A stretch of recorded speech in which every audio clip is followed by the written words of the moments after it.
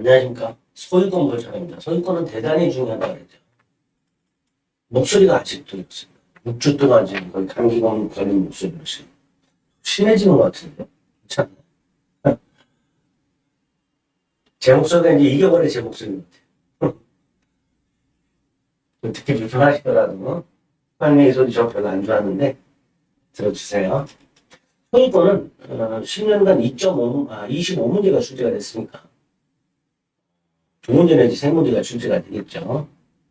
그리고 출제가 아주 잘 되는 게 두 부분이 있죠. 일단 취득 시효하고 공유. 그리고 나머지 상인관계라든가 주의 토지 토익 같은 것들, 첨부 중에 부합 같은 것들, 뭐 이런 것들이 이제 출제가 됩니다. 특히 첨부 중에서 부합도 최근에 출제가 좀 자주 되는 경향이 있습니다. 이런 건 별거 아니죠. 이런 것들은 1번 같은 것들은 우리 시험 범위가 아니다 생각을 해야 되는데 이런 걸 출제를 합니다. 가만히 들여다보면 민법상 주의무라고 되어 있잖아요. 조심해야 될 의무인데요. 이 주의무가 두 가지가 있어요. 선량한 관리자의 의무하고요. 자기 재산과 동일한 주의무가 있습니다. 자, 이 조심을 해야 될 의무를 말하는데 선량한 관리자의 주의무가 훨씬 센 거예요. 더 조심해야 되는 게 선량한 관리자의 주의무예요. 반면에 자기 재산과 동일한 주의무는 대충 해도 되는 거예요. 그게 뭐예요? 내 거. 그러니까 여기 1번 같은 경우는 그것만 알고 있으면 답을 준 거예요. 선량한 관리자 주의무를 부담하지 않는 사람. 그럼 뭐예요? 자기 재산과 동일한 주의무를 부담하는 사람. 누가 있을까요? 소유권자가 있죠. 그죠? 그럼 선량한 관리자의 주의무를 부담하는 사람은 누구냐? 남의 물건을 가지고 있는 사람. 남의 물건을 보관하는 사람. 이게 선량한 관리자의 주의무를 부담하는 사람. 내 물건이 아니니까, 남의 물건이니까 조금 더 조심조심 다뤄야 되겠죠. 그래서 이렇게 기억하시면 돼요. 선량한 관리자의 주의무를 부담하는 자만 원칙적으로 타인 물건을 점유하고 있느냐라고 생각하십니다. 임차인, 전세권자, 유치권자, 점유 매개 관계의 직접 점유자에 되겠죠. 이 점유 매개 관계의 직접 점유자가 누구예요? 이번에 임차인, 전세권 이런 임차인, 전세권자 이런 애들이 직접 점유. 왜? 194조에 의하면 지상권자, 전세권자, 질권자, 사용차주, 임차인, 수취인 등이 직접 점유자. 1번, 2번, 5번은 같은 거죠. 선량한 관리자 주의무를 부담하고 유치권자는 아예 명문 규정이 있죠. 324조에서 선량한 관리자의 주의무로 유치를 준하도록 하고 있습니다. 4번이 되겠죠. 2번 상린관계라고. 상린관계에서는 조문하고 주의초지 토익권은 두 덩어리가 출제가 되는데 조문 중에서 자주 나오는 게 몇 가지가 있어요. 그 중에 하나가 1번이죠. 경계표. 상인자, 인접한 토지 소유자는 공동비용으로 경계표 설치하죠. 이때 비용이 두 가지죠. 측량비용과 설치비용이죠. 측량비용은 면적에 비례하여 부담하고 설치비용은 절반씩 부담하죠. 그렇게 공동비용으로 설치한 경계표는 공유로 추정이 되죠. 그리고 분할이 금지가 됩니다. 단, 그 경계표나 담등이 단독비용으로 설치했거나 또는 건물의 일부가 담이 되는 경우가 있죠.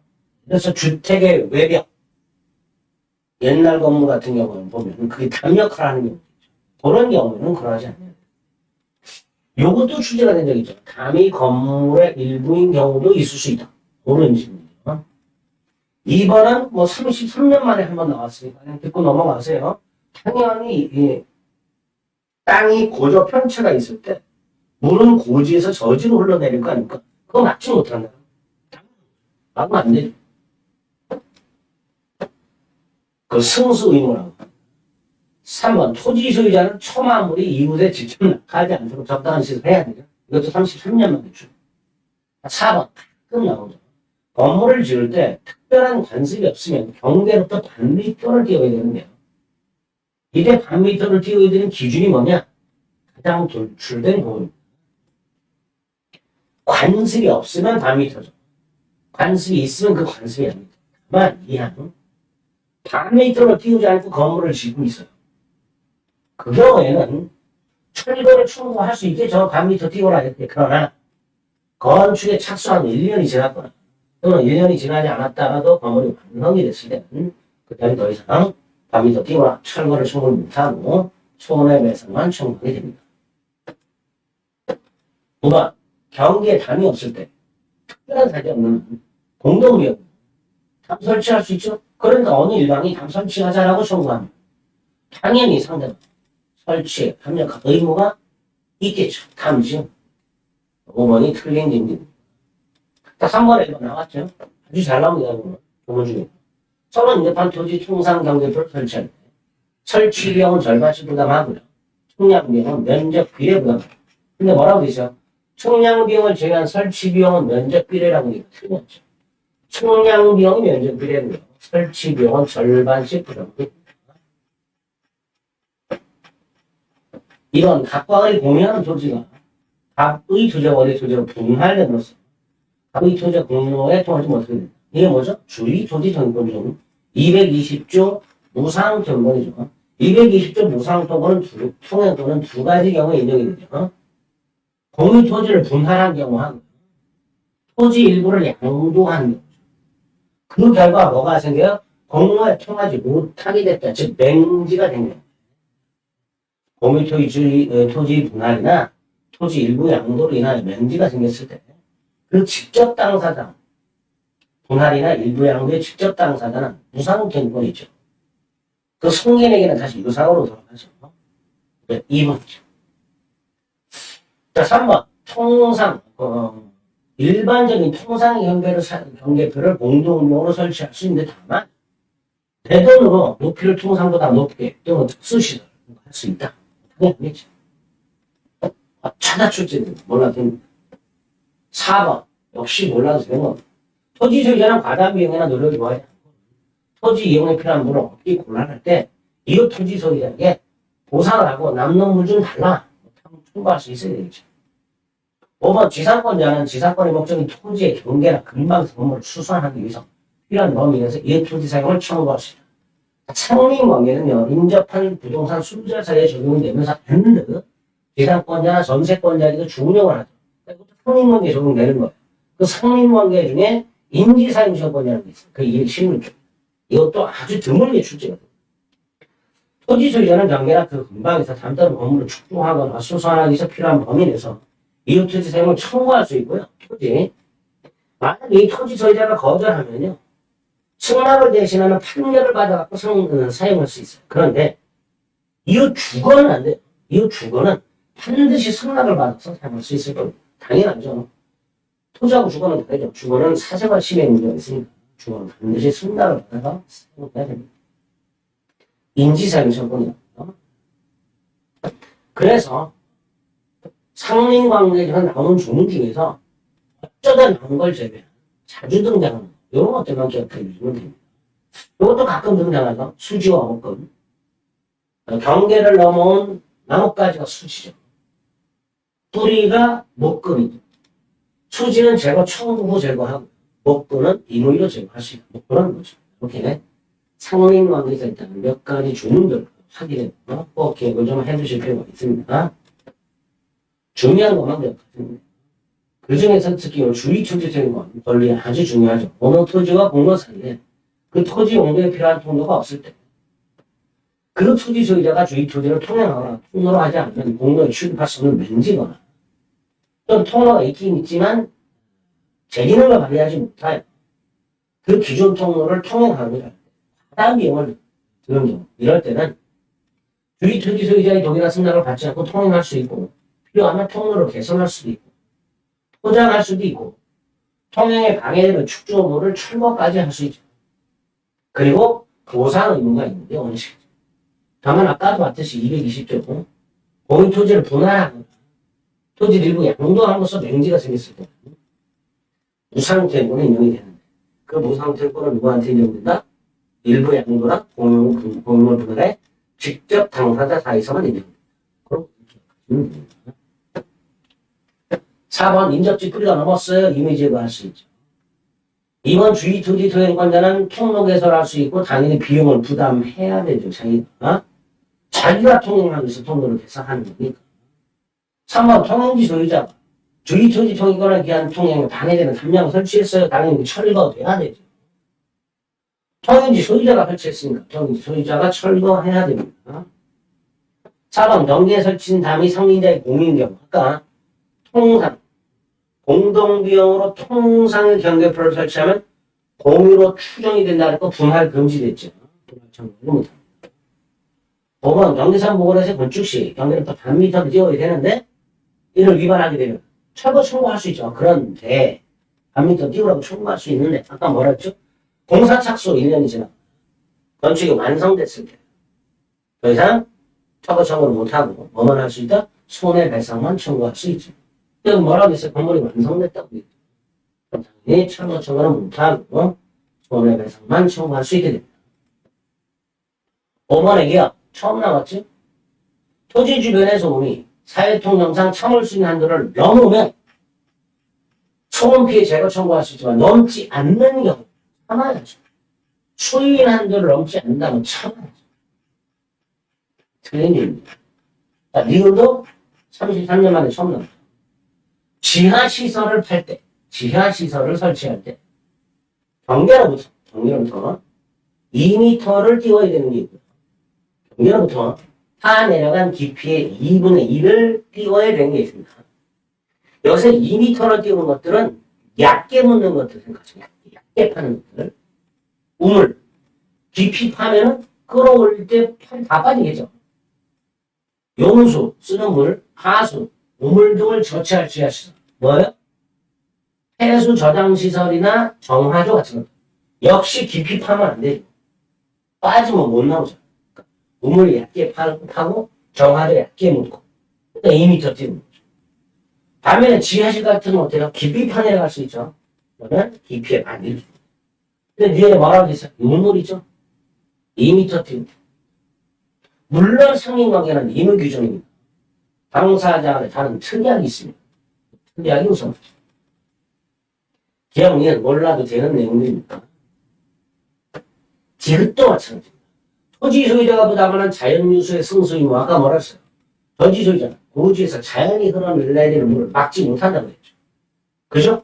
그런데 그거를 승수 의무라는 막지 말라는 거지 거기에서 더 나가서 소통까지 하라는 건 아니에요.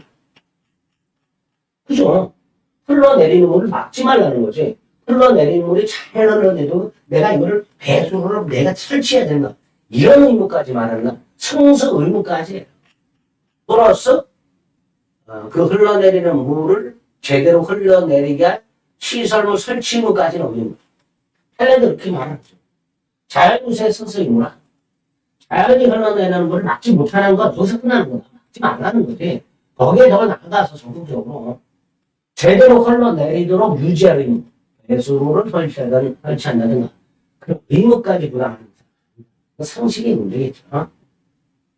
어쨌든 이 문제는요. 요 작년 문제인데 거의 출제가 될 여지가 없었다. 거의 출제가 안 됐던 것들만 모아가지고 어떻게 신기한 지문을 3개를 만들었어요. 신경 안 써도 되는 그런 문제다 생각하시면 됩니다. 주의토지 대관 아주 중요하죠. 유상템권의 원칙이고요. 공유물 분할이라든가 공유토지 분할이라든가 토지 일부 양도의 경우는 직접 당사자 사에서만 무상템권이 인용이 되죠. 그래서 펠레가 굉장히 많지. 그 펠레 위주로 출제가 됩니다. 1번 주의토지 통행권자는 통행에 방해되는 축적을 어떻게 해야 되는데 철거해야 된다. 그러니까 철거 청구할 수 있지. 특히 그 방해물을 주의토지 소유자가 보세요. 통행지 소유자가 설치했다. 이 통행지 소유자가 철거해야 됩니다. 통행권자가 통행지 소유자에게 뭐라 그래요? 철거하라. 청구할 수 있어야 되겠죠. 1번 틀렸죠. 2번 토지가 분할됐어요. 토지 분할이란 공유토지 분할을 말하죠. 무상권을 취득한 분할토지 소유자가 토지를 양도했으니까 이 양수는 직접 분할 당사자가 아니죠. 따라서 유상으로 돌아가야 무상권이 인정되지 않습니다. 3번 그 토지 용도에 필요한 통로가 이미 있어요. 그런데 그 통로를 사용하는 것보다 주위 토지를 통하는 게 더 편리해. 그럼 소유권 인정돼야 안 돼? 안 되죠. 단순히 더 편리하다는 이유만으로 통행권을 인정하지 않습니다. 3번 틀렸죠. 4번 이럴 때 인정되는 거예요. 기존 통로가 있지만 3번하고 3번은 똑같잖아요. 기존 통로가 있는데 3번은 주의 토지를 통행하는 게 더 편리해. 그게 안 되는 거예요. 근데 4번은 기존 통로가 제 기능을 못해. 그럴 때 통행권 인정이 되는 거죠. 5번 주의 토지 통행권은 아까 보상을 해야 된다 그랬죠. 보상 의무를 게을리하더라도 소멸하지 않습니다. 그럼 언제 소멸하는가? 그 토지에 접하는 공로가 개설이 돼요. 주의 토지 통행권이 필요했던 토지에 접하는 공로가 개설이 됐어요. 그러면 주의 토지 통행권은 필요가 있어요? 없어요? 없지요. 그럴 때 소멸하는 거예요. 그 토지에 접하는 공로가 개설돼요. 통행권이 더 이상 필요가 없을 때, 이럴 때 소멸하게 됩니다. 판례 정리가 되어 있죠. 다 잘 나오는 것들인가 꼭 기억하셔야 돼요. 특히 양가는 한번 현재 토지원법에 따른 범위가 폭만 인정되죠. 양가는 건축 관련 법령에 도로 규정이 있다 하더라도 그와 일치하는 통행권이 당연히 생기는 것은 아니라는 거예요. 또 5번 통행권자는 통행하고 통로 개설하고 포장하고 방해되는 축종을 철거까지는 할 수 있지만 통행지를 배타적이고 독점적으로 점유할 수 없죠. 그 통행지 소유자의 점유를 배제하고 통행지 소유자의 점유를 배제하고 마치 통행권자가 자기 땅이나 독점해서 점유할 수는 없죠. 그런 것들이 내용으로 출제가 되고 있는 것들입니다. 7번 주의토지 통행권은 토지와 공로사의 기존 통로가 있다 하더라도 아까 뭐랬죠? 대기능을 발휘하지 못해. 이럴 때 인정된다고 했죠. 2번 장차 건립될 아파트 건축 뭐예요? 안 된다고 그랬죠. 현재 토지용법에 따른 범위가 폭만 인정된다고 했죠.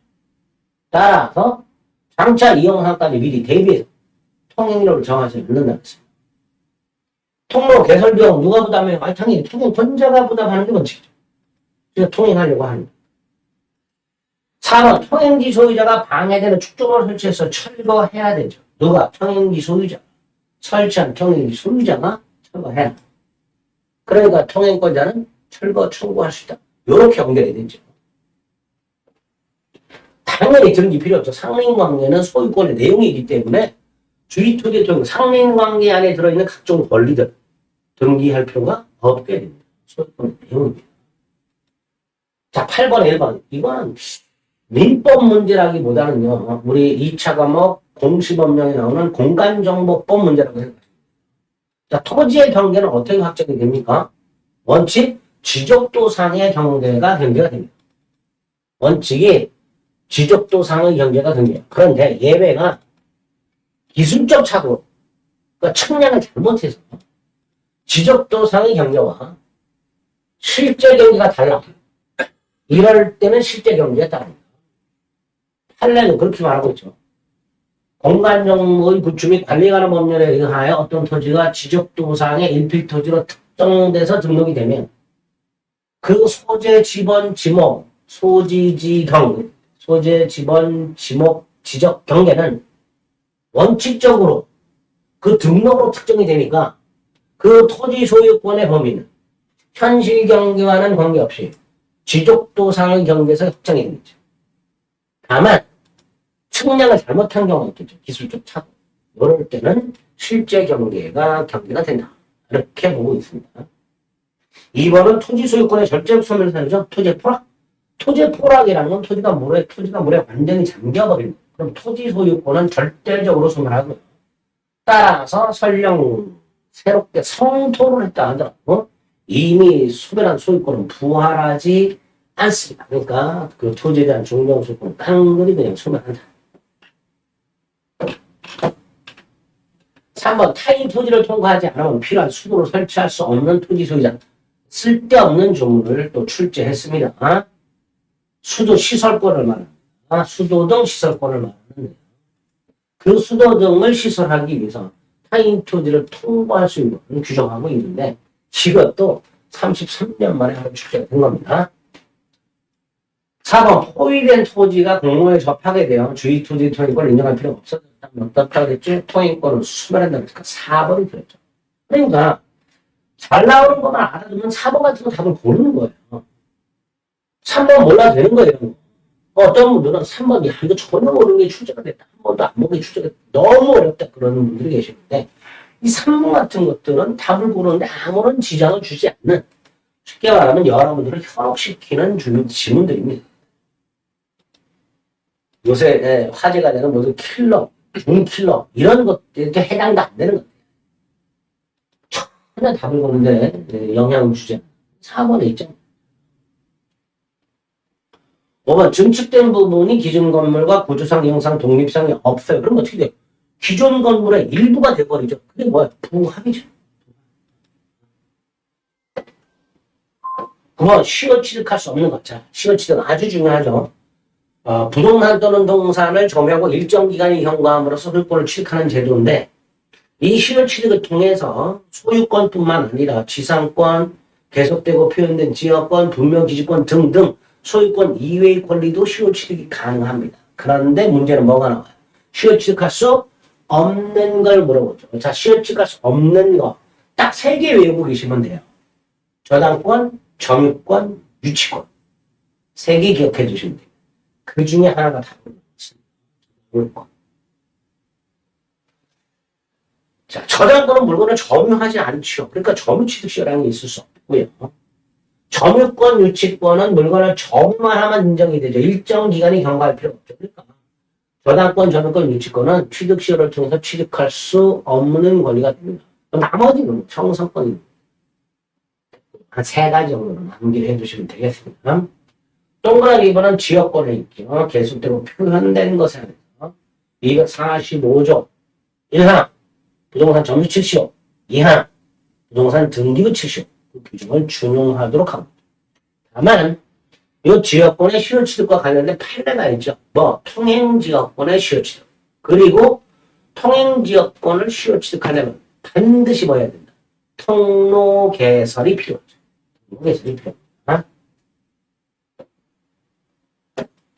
지상권 시효 취득 가능하고요. 국유재산 중 일반 재산, 즉 구작종재산 가능하죠. 자기 소유 부동산 되고요. 토지 일부 되죠. 물론 이 토지 일부는 점유취득시효만 됩니다. 공유지분 되죠. 다만 공유지분을 시효 취득하려면 공유물 전부를 점유하고 있어야 돼요. 성명 불상자의 토지 되죠. 국유재산 중 일반 재산 되죠. 그다음 인공건물 같은 거 되죠. 근데 안 되는 게 뭐예요? 자연건물 안 되겠죠. 국유재산 중 행정재산 안 되겠죠. 그 다음에 집합건물, 공용부분 이런 거 안 되는 겁니다. 이런 것들도 단순 암기니까 따로 좀 암기해 두실 필요가 있습니다. 일반 재산 된다. 이름을 알 수 없는 자의 토지 이것도 된다. 10번 국유재산 중 일반 재산 된다 그랬죠. 2번 등기부 취득시효가 완성이 되려면요. 정상적인 등기부의 소유권자로 등기가 되어 있습니다. 즉 등기부는 적법 유효한 등기부고요. 거기에 소유권자로 등기가 되어 있을 때 그 등기는 무효 등기. 그러니까 등기부는 적법 유효한 등기부.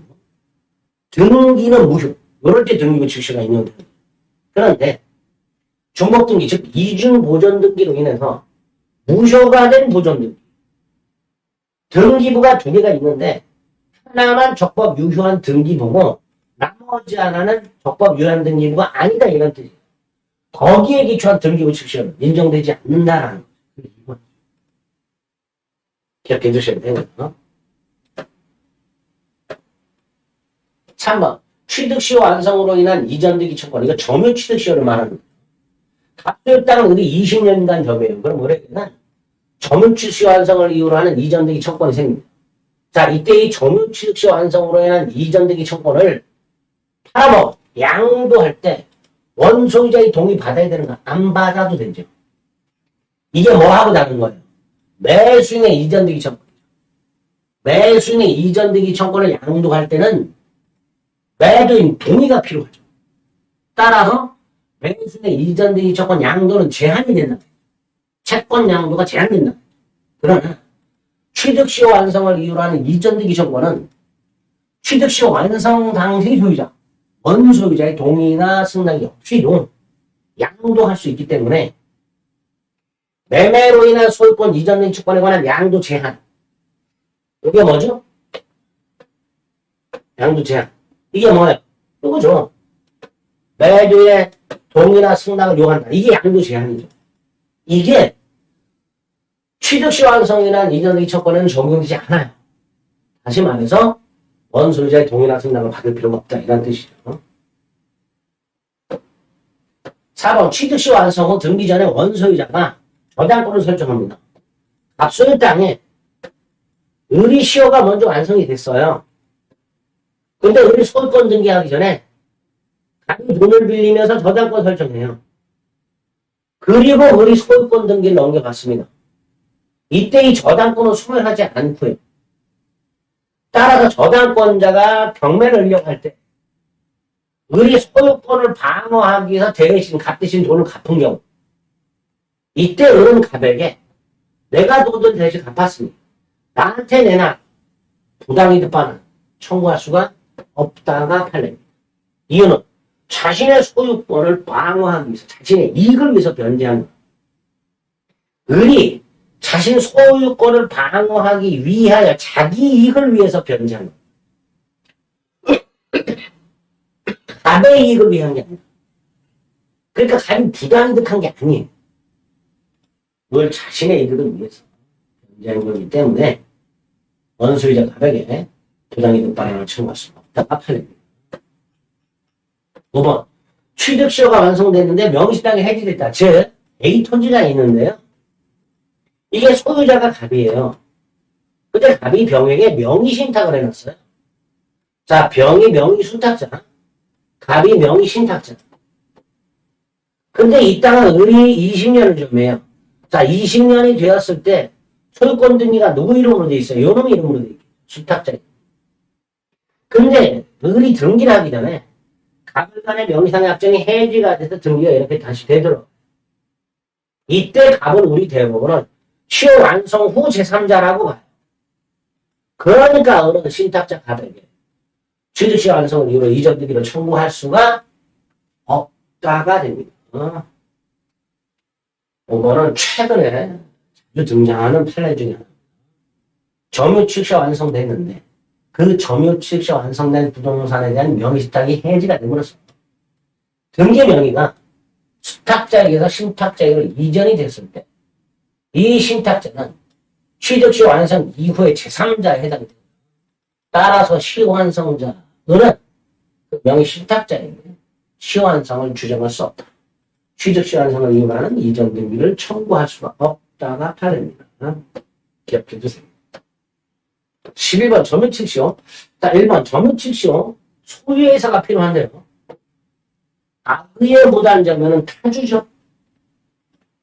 1번 틀렸죠? 악의의 무단점유. 악의의 무단점유가 뭐야? 매매 따위가 없거나 무효라는 사실을 알면서 이게 악의의 무단점유. 대표적으로 내가 부동산을 매수하여 점유하고 있는 땅의 면적이 실제 공부상 면적을 상당히 초과하고 있다면 이 상당히 초과하는 면적만큼은 매수한 적이 없다는 걸 뻔히 알면서 점유하는 거예요.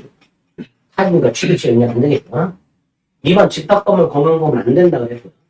3번 일필토지 일부 점유취득시효 된다고 그랬죠. 일필토지 일부에 대한 등기부 취득시효는 안 되지만 점유취득시효는 되죠. 4번 아직 등기하지 않고 시효완성자 그 완성 전에 이미 설정이 있던 가등기에 기초하여 본등기를 마친 자라고. 자, 이거는 이렇게 생각하시면 돼요. 가등기가 되어 있고, 자, 을이 점유를 개시합니다. 그리고 가등기가 됩니다, 병. 그리고 을이 시효가 완성돼요, 20년. 그리고 본등기를 합니다. 본등기를 하면요, 수원이가 가등기할 때는 소급할 뿐, 소유권 언제 취득해요? 본등기할 때 취득하죠. 그럼 이 병은요, 을의 시효 완성 후에 소유권을 취득한 제3자가 되는 거예요. 가등기에 기초한 본등기를 했을 때 소유권 취득은 본등기한테 하니까. 결국 병은 시효 완성 후 소유권을 취득한 제3자가 되는 거죠. 그러니까 시효 완성자 을은 그 완성 전에 가등기 얘기야. 완성 전 가등기 얘기야. 완성 후 본등기한 병에 대해 시효완성을 주장할 수가 없다. 이렇게. 완성 전 가는 길. 완성 후 걷는 길. 5번 부동산에 대한 압류나 가압류를 했다 하더라도 점유 취득시효 기간의 진행을 중단시키지 않습니다. 그리고 이 5번 질문은 소멸시효 중단정지를 점유 취득시효 기간 중단정지에 적용하는데 결국 소멸시효 문제. 따라서 우리 시효법이 바깥이라고 생각하시면 결론만 기억하시면 됩니다. 부동산 압류 가압류에 따라 취득시효 기간을 중단시키지 않습니다. 12번 부동산 점유취득시효라고 되어 있죠. 점유취득시효 완성자는 바로 소유권을 취득하는 게 아니라 뭘 취득해요? 이전 등기 청구권이 생깁니다. 채권적 청구권이라고 해요. 원칙적으로 10년의 소멸시효에 걸리든 시완성자가 스스로 점유하고 있을 때는 소멸시효에 걸리지 않고요. 시완성자가 점유를 하고 있다가 미등기 전매를 통해서 제3자에게 점유를 넘겨줬을 때 그때는 그때부터 10년의 소멸시효에 걸립니다. 그랬습니다. 2번 시효취득자가 점유를 계속하는 동안에는 소멸시효에 걸리지 않는다. 나왔네요. 3번 시효취득으로 인한 이전등기 채권이 발생하면 부동산의 소유자와 시효취득자 사이에는 계약상 채권관계가 성립하는 게 아니죠. 법정 계약, 법정. 법에서 정한 이전등기 채권이 생길 뿐 계약상 채권관계가 성립하는 게 아니니까. 그래서 갑수 땅에 의뢰시효가 완성된 상태에서 갑이 팔아먹었다 하더라도 채무 불이행 책임을 지는 게 아니고요. 불법행위 책임을 진다는 거죠. 따라서 계약상 채권관계가 성립하는 게 아닙니다. 착각하시면 안 됩니다. 4번 시효 완성 당시 등기부상 소유명의자가 소유자가 아니야. A 토지가 있고 소유권이 갑으로 등기가 되어 있고 이거를 우리 20년을 점유했는데 이 갑 등기가 무효인 경우 이때는 그 무효 등기 명의를 상대로 이전 등기를 청구하여 등기를 넘겨받아봐야 무효입니까? 그 무효 등기 명의인을 상대로는 이전 등기를 청구할 수가 없겠죠. 그럼 누구를 상대로 해야 돼요? 진정한 소유자를 찾아야 돼요.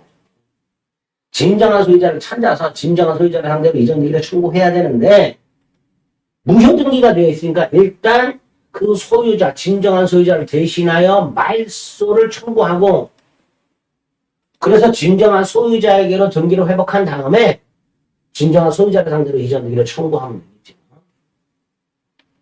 어쨌든 시완성 당시 소유권 등기가 무효라면 그 무효 등기 명의 상대로 취득시 완성으로 이전 등기를 청구할 수가 없다. 5번 취득시 완성 후 시효취득자가 소유권 이전 등기 절차 이행의 소를 제기했으나 상대방 소유를 인정하고 합의로 소를 취하했다. 이게 뭐예요? 이전 등기 채권을 포기한 거죠. 이전 등기 채권을 뭐라 그래요? 시효 이익이라고 해요. 이렇게 시효 이익, 즉 이전 등기 채권은 시효 완성 후에 포기할 수 있습니다. 시효 완성 후에 포기할 수 있다.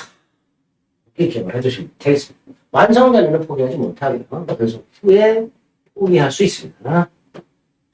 13번 성명 불상자 물건에 대한 시효취득 인정돼요. 국유재산 중에 일반 재산은 되죠. 다만 일반 재산은 계속 일반 재산이어야 되죠. 3번 점유자는 자주로 추정이 되니까 스스로 자주적인 권한을 주장할 필요도 없고 인정받을 필요도 없죠. 그러니까 주장했는데 인정 안 됐다. 이거 의미 없는 거예요. 주장할 필요도 없고 인정받을 필요도 없으니까 여전히 자주로 추정이 되죠. 4. 점유승계가 있는 경우에 시효이익을 받으려는 자는 자기 또는 전 점유자의 점유 개시 중 임의로 기산점을 선택할 수 있다. 자, 갑이 점유를 했고요. 을이 점유를 시작합니다. 얘가 지금 시효완성을 주장하려고 해요. 이때 을은 점유승계가 인정되니까 자기만의 점유를 주장할 수도 있고요. 전 점유자 점유를 아울러 주장할 수 있다. 자, 자기의 점유기산일이 10월 1일. 갑의 점유기산일이 5월 1일. 을은 10월 1일부터 점유를 하겠다라고 주장할 수도 있고요. 갑의 점유를 승계하여 5월 1일부터 점유를 시작했다라고 자기 또는 전 점유자의 점유 개시일 10월 1일과 5월 1일 둘 중에 하나 선택할 수 있다가 되겠죠. 있다. 다만 이 날짜를 바꾸는 거야. 예를 들어서 갑이 5월 1일부터인데 우리 나는 한 7월 1일부터 점유를 승계했다. 이런 주장은 안 돼. 그죠? 점유자의 승계는 자기의 점유만을 주장하거나 전 점유자의 점유를 아울러 주장할 수 있고 아울러 주장하는 경우 하자도 승계하죠. 이때 점유자가 자기의 전 점유자의 점유를 주장할 때 그 직전 점유자의 점유를 주장. 그 전 점유자 것까지 간 이전에 병이 점유하고 있어. 이것까지 주장할 수도 있어요. 다만 그 전 점유자의 점유까지 아울러 주장할 때 전 점유자의 점유 개시일을 선택할 수 있을 뿐 그 전 점유자의 점유 기간 중 임의 시점까지 택할 수는 없다. 그쵸? 자, 병은 3월 1일부터 점유했어요. 자, 을은 5월 1일, 3월 1일 이걸 선택할 수 있어요. 그런데 갑의 점유, 병의 점유까지 승계하면서 나는 4월 1일부터 이 임의 시점까지 택할 수는 없다는 거죠. 이렇게 이해하시면 되겠습니다.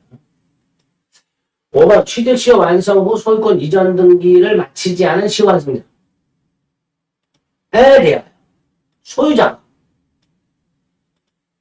부동산 반환 청구할 수 없고 불법행위 손해배상 청구할 수 없고 그다음 부당이득 반환 청구할 수 없죠. 왜?